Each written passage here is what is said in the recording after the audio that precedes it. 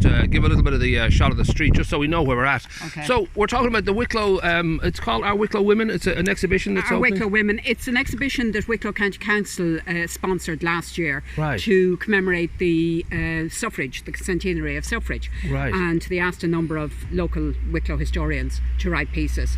Nice. So there are a number of pieces on women who had Greystones connections. Yeah. So they're going to be the whole part of the exhibition is going to be featured in the library here in Greystones for a month from the 1st of August. And it looks a very impressive lineup. There's incredible women from all over Wicklow, and you get an idea of their history and all that. That's right. We're going to talk about one today. We also mentioned, you know, and she's been well covered, and we can put in links again to the great Lizzie Witchhead and amazing things she's done. We will be talking again about Maureen Cregan over with Ryan's. But today now we're going to talk about Averil Deverell, who's a woman I'm kind of always been aware of, but never knew a huge amount about. Yeah. Remarkable. Now, before we go into her history, I suppose we should say why she's remarkable.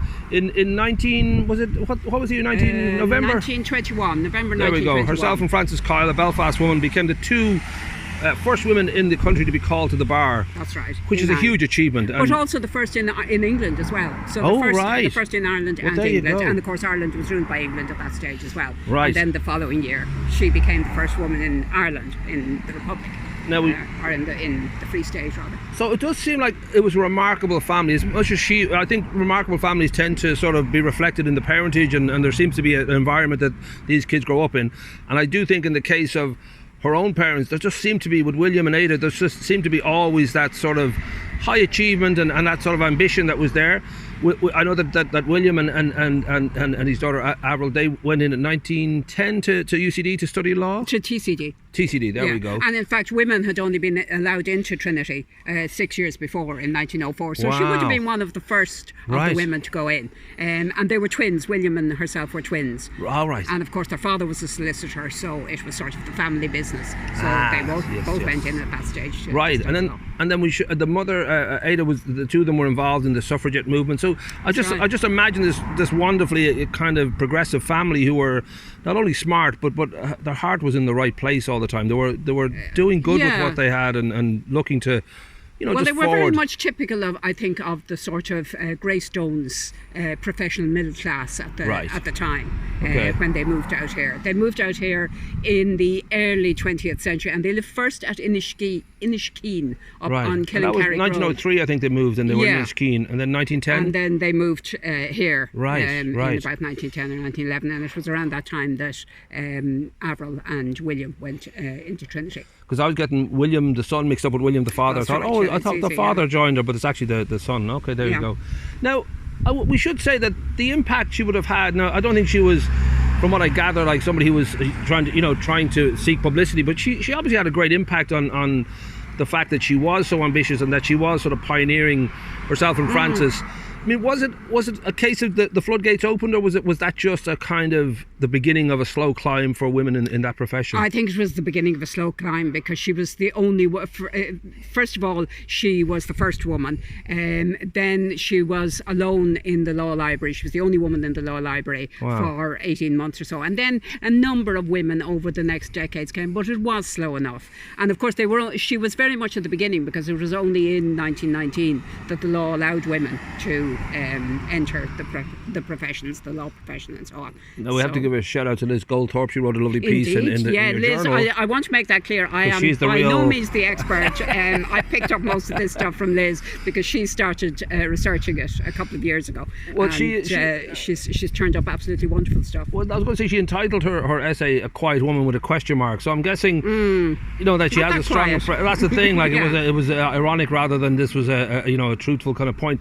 Do you think that I don't know if we get the impression that Averil was, kind of, I don't know, happy? Is that a too broad a statement to say? Because I always think it's a struggle if you're one of the first or one of the only in any profession, and that can often lead to a certain isolation or a sense of just not, I won't say grim, but you're on your own. You're sort of having to fight a little bit harder than those around you. I'm sure that was the case. I mean, there were difficulties. For instance, she played golf, and the Law Society. She played with the Law Society golfing group, and after a few years, they actually voted to remove women from the golfing society. So there were things like that, and she must have encountered discrimination along the way. And even living out here, she would have been, I suppose, unusual in a way in being a professional woman, going in and out to Dublin and having her life in a way outside Greystones as well as in here. But she was a woman with a lot of interests. She was into drama, golf, as I said, and terriers. She bred cairn terriers.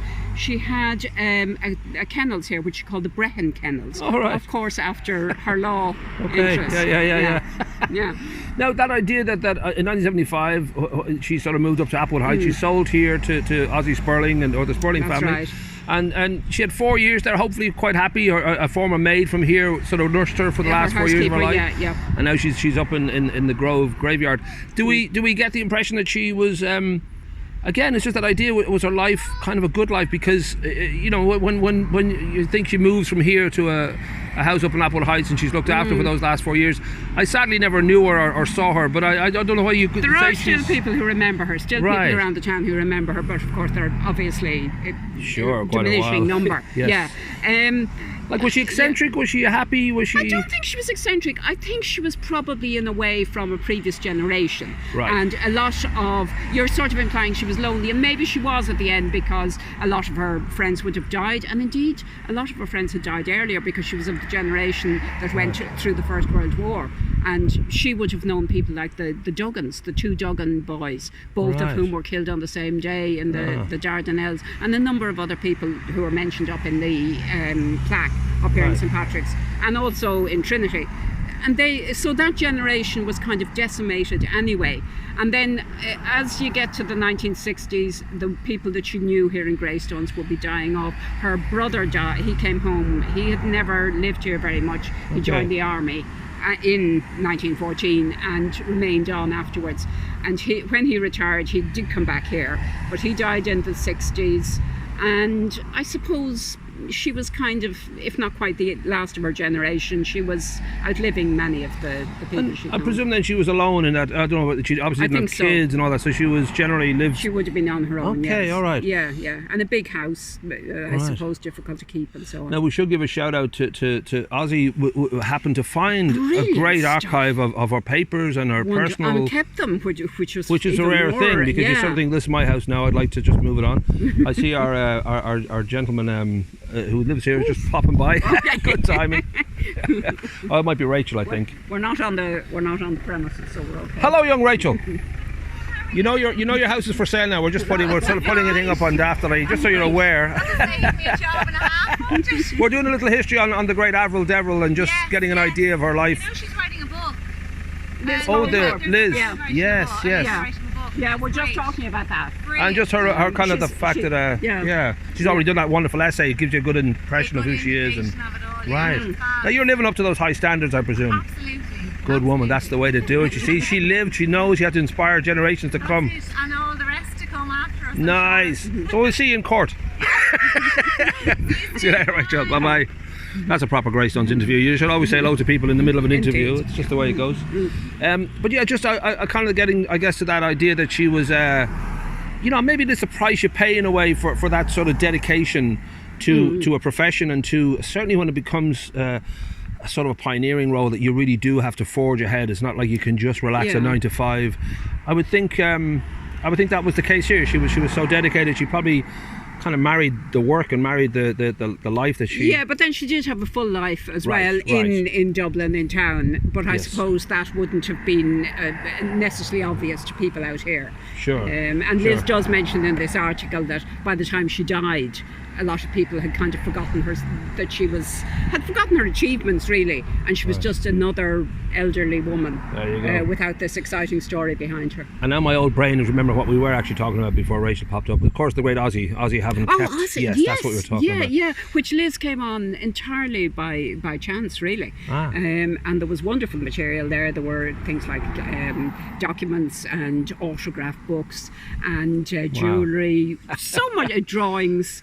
And those private things give you such a huge kind of impression, because they're the moments that are hidden, and they're very truthful. It's not like you're doing this to be seen by somebody else. And so therefore you get a lot about a person from their, like going into someone's bedroom. It's just even the layout and the. Well, it's the very intimate things, really. And, it gives you a and we should say impression. they're now in the Ozzy and his wife actually presented them to King's Inns, which is so great. they're actually in there now. So researchers can use them in the future. Fantastic.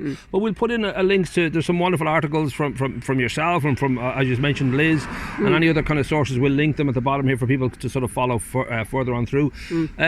Just as easily, you can go along down to the Greystones Library for the month of August, and you'll get to see. But more importantly, on the 1st of August, we're actually the Historical Society. We're actually having a sort of a launch event for the exhibition, and Liz is going to be our special speaker. Terrific. And she's going to talk about Averil Deverell, just a short talk, to talk about her research, and then we're having a wine reception to send the ladies on their way. You had me at wine.